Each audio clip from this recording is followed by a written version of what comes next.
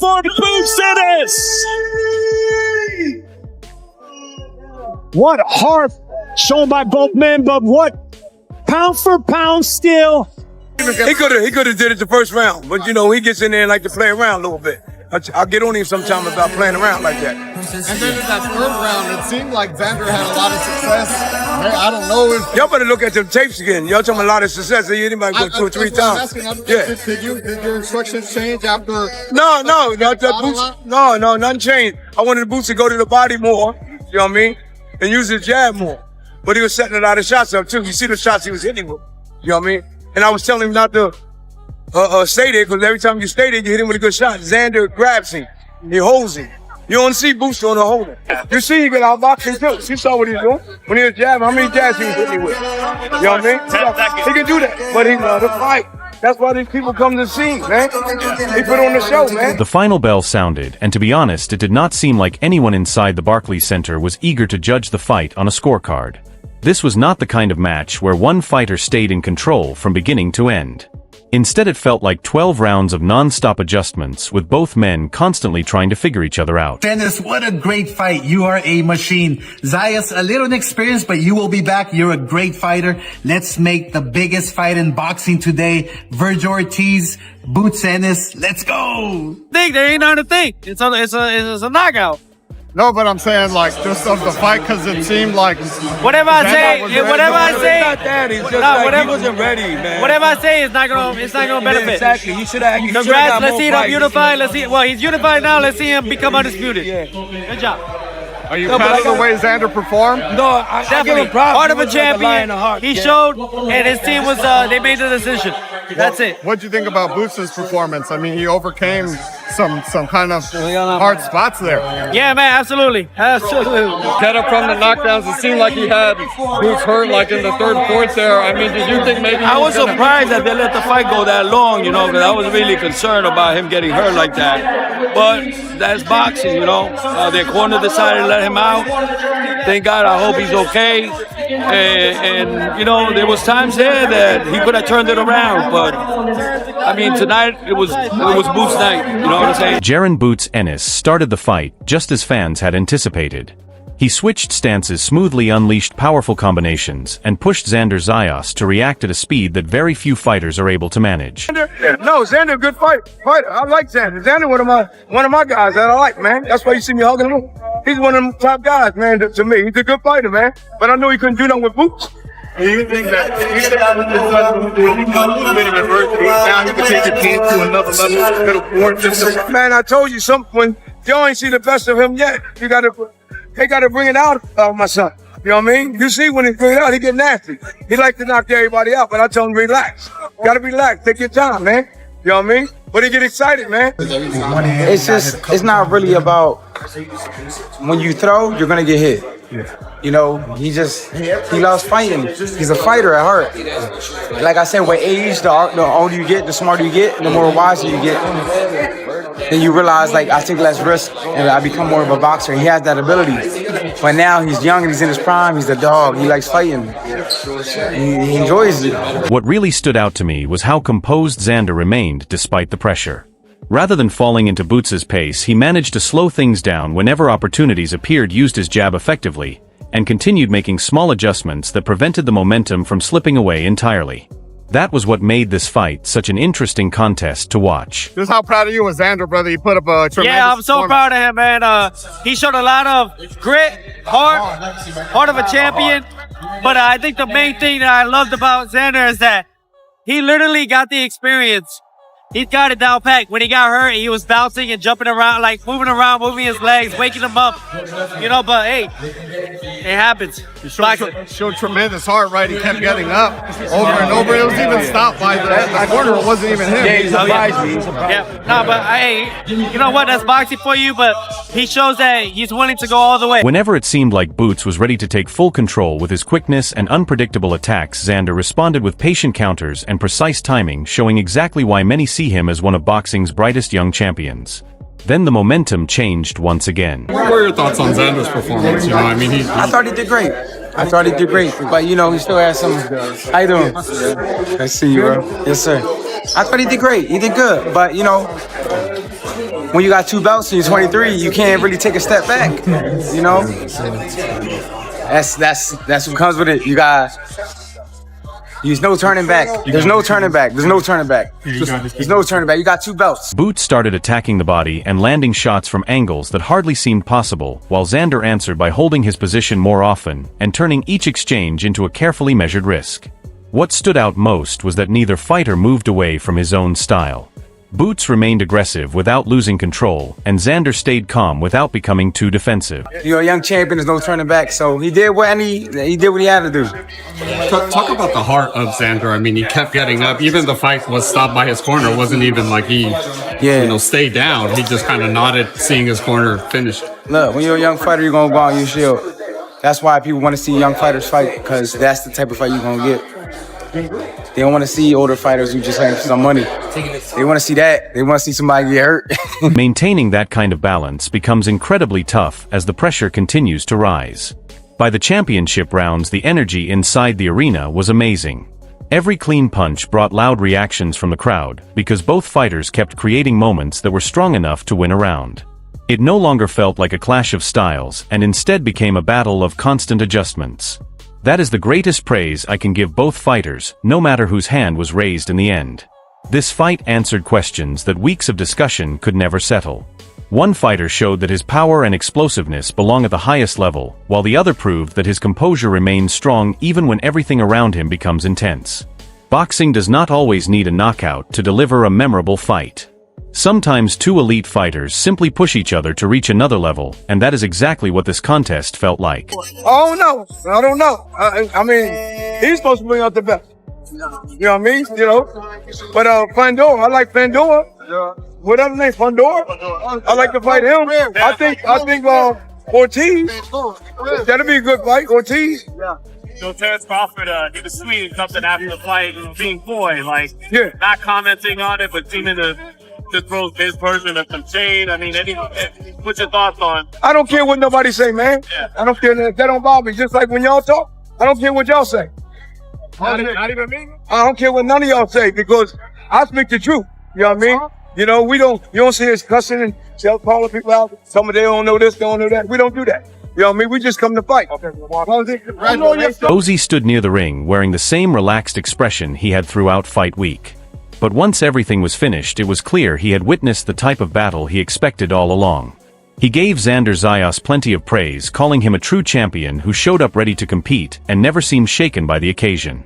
Bozy explained that this was no longer about hype or social media discussions. It was about 2 undefeated young fighters pushing themselves on the biggest stage possible. He said Xander's discipline, movement and ability to adjust made both teams rethink their strategies every round, which is exactly what championship boxing should be. At the same time, Bozy smiled when asked if fans had finally seen the best version of Boots. "I told everyone before the fight that there were still more levels," he said. "Now people understand what I meant." According to Bozy, the biggest difference was not one spectacular exchange or a single dramatic moment. I thought Rashidi was beating. Right? Well, Boots is no Rashidi, like I told him. I knew Boots was going to stop him. He could have stopped him earlier, too. He could have stopped him early, but he ended up having fun again. You know what I mean? No, that's not, we don't do that all the time. Did you expect it to be so one-sided, though, man? Okay. Yeah. No, I did. The reason why I'm saying that because he's coming at us. He's one of them guys that he got to be set to throw punches. All you got to do is give him a little movement. It was about being able to remain calm while everything inside the ring kept changing. He praised both fighters for never losing control, saying that is what separates contenders from true champions. Bozy also laughed at the idea that size alone would determine the outcome, reminding reporters that boxing is built on timing adjustments and making smart choices under pressure. He admitted there were moments when fans inside the arena probably changed their opinions several times about who was ahead. That was why he described it as a fight worthy of the division. Looking ahead, Bozy had no interest in discussing the next opponent or challenging anyone. Instead, he said nights like this are the reason fighters train all year long. "You do not become great by talking about greatness," he said. "You become great by stepping into fights like this." He then thanked the fans for being part of a memorable night of boxing and reminded everyone that the journey is still far from finished. His power didn't change. Him was still strong. I thought we was going, you know what I mean? his power was still there. Hey, what did you think of his heart? He definitely has some energy. Man, he's one of the best, right? One of the best that Boots has fought, to me. Okay. Even though he couldn't hardly do too much with Boots, but he was there, and he was putting that pressure on him, and he was trying to fight. He wasn't like the one we fought last time that ran. Okay, yeah, you see what I'm saying? If you don't run, what's going to happen to you? That is where Eddie Hearn's reaction shifts the focus from what happened in the ring to the future of the entire division. While Boots Ennis was speaking about preparation adjustments and earning greatness through difficult fights, Eddie kept discussing what the boxing world had just experienced. He said this is exactly why the sport must continue making the biggest fights possible. When two undefeated champions stop protecting their records and begin chasing greatness, everyone benefits. What stood out most was that Eddie had no interest in criticizing either fighter after the final bell. Instead, he praised both men for living up to all the excitement, saying the atmosphere inside Barclays Center felt like one of those special nights fans will remember for a long time. He even laughed when reporters brought up his confident predictions before the fight, admitting that championship boxing has a way of keeping even the most outspoken promoters nervous until the very end. You can have great fighters, but you need to put performances in on a stage like that, in fights like that, for me to be able to stand in the ring and say, I f***ing told you, this kid is the one. He's 27 years old. Now, you talk about these other fighters, the great fighters like, I don't know, Crawford. What's Crawford? 36, right? Who is amazing.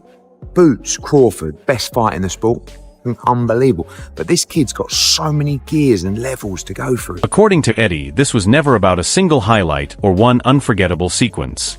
It was about 12 rounds where the momentum kept shifting from one side to the other. Whenever it seemed like one fighter had figured things out, the other responded with a new adjustment. That is what top-level boxing is all about. He also said fans spend too much time debating records online and not enough time appreciating what happens when elite fighters finally face each other in the ring. Eddie considered both men winners for taking the challenge, saying too many big names avoid giving fans matchups like this. Looking ahead, he smiled and said the junior middleweight division has now become one of boxing's most exciting weight classes because every champion contender and promoter will be paying close attention. One unforgettable night can reshape an entire division, and Eddie believes this fight accomplished exactly that. Whatever happens next, he made one thing clear. Boxing needs more nights like this and far fewer excuses. In there in the pocket and the movement, and it was getting better and better and better and more spiteful and more spiteful. Shout out to Marvin, the trainer, because you save a fighter from a horrific beating. And he was taking a beating anyway, but like, what's the point? His nose is busted, he's about to get knocked spark out, and it's like, the fight's over. And it's like, it's such a disheartening beating. You know what I mean? Because it's like, you can't have any joy. You land one and you think, and then all of a sudden you got hit by about 8 and he's over there. You know, he's such a... While Eddie Hearn viewed the fight from a promoter's perspective, Shakur Stevenson saw it in a completely different way. He was not focused on ticket numbers rankings or what the result meant for boxing as a whole.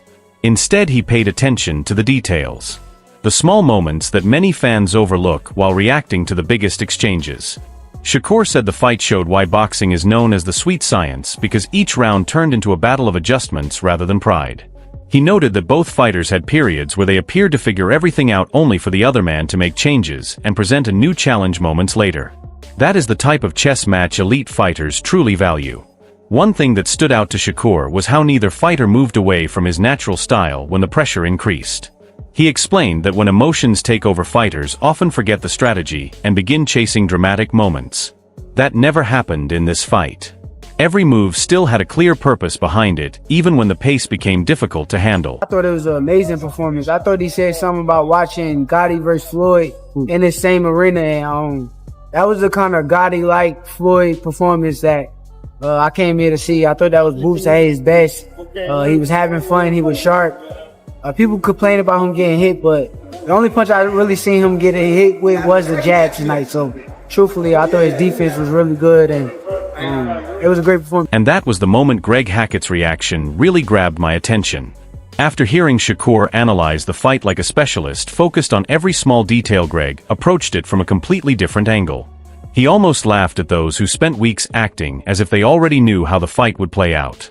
That was his message. This is exactly why boxing keeps people humble.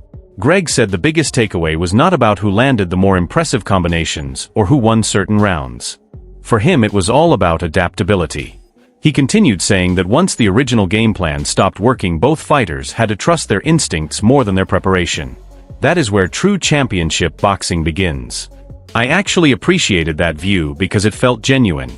There was no focus on punch numbers or scorecards. Greg was talking about handling difficult moments, spotting patterns in real time, and making choices before your mind has a chance to fully process what is happening. I knew probably around like the second round, I seen that the guy was in the high guard, and Boots shots come like 100 miles per hour. So with that speed, with that power, it was gonna be hard for him to stand tall the entire time. He joked that some fans treat boxing like a video game where fighters can keep resetting mistakes without consequences. But inside the ring, you only get one opportunity to make the right decision, and if you miss it, the punishment comes right away. He also praised both corners, saying it was easy to see real adjustments being made between rounds instead of hearing the same advice repeated again and again. That is something casual fans often miss, but experienced observers recognize immediately. What impressed Greg the most was that neither fighter allowed frustration to turn into panic. Whenever it seemed like the momentum was about to shift for good, someone responded with another adjustment, another tactic, and another reminder that elite boxing is rarely easy to predict. He ended by saying fights like this are why he never rushes to declare anyone the best before the opening bell. Talent may open the door, but composure is what keeps you there. After seeing these two fighters challenge each other through every stage of the battle, Greg believed they both proved they deserve to be part of every serious discussion at the top of the division. Boots been on what you would say a little bit of a roller coaster, a successful roller coaster, but a little bit up and down, because every time Boots fight, we looking for the wow, like we looking for that every time Boots fight. So for me, I knew the energy was going to be up because, you know, this meant a lot to both fighters. So that is exactly why this fight matched all the excitement surrounding it. For weeks, people debated speed against discipline, power against skill, and experience against youth. But once the fight began, none of those discussions seemed as straightforward anymore. Both fighters answered important questions while also creating new ones. That is what separates a truly great fight from an ordinary title bout. This was never about protecting unbeaten records. It was about showing who could adjust when the original plan was no longer effective. That is the kind of boxing fans want to see more often. Now I want to hear your opinion. Who made the best adjustments? Which rounds did you give to each fighter? And whose performance stood out to you the most, no matter what the final result was? Share your thoughts in the comments, because this is the type of fight that will keep people debating for a long time. And do not forget to like, share, and subscribe to Boxing Headquarters. See you in the next video.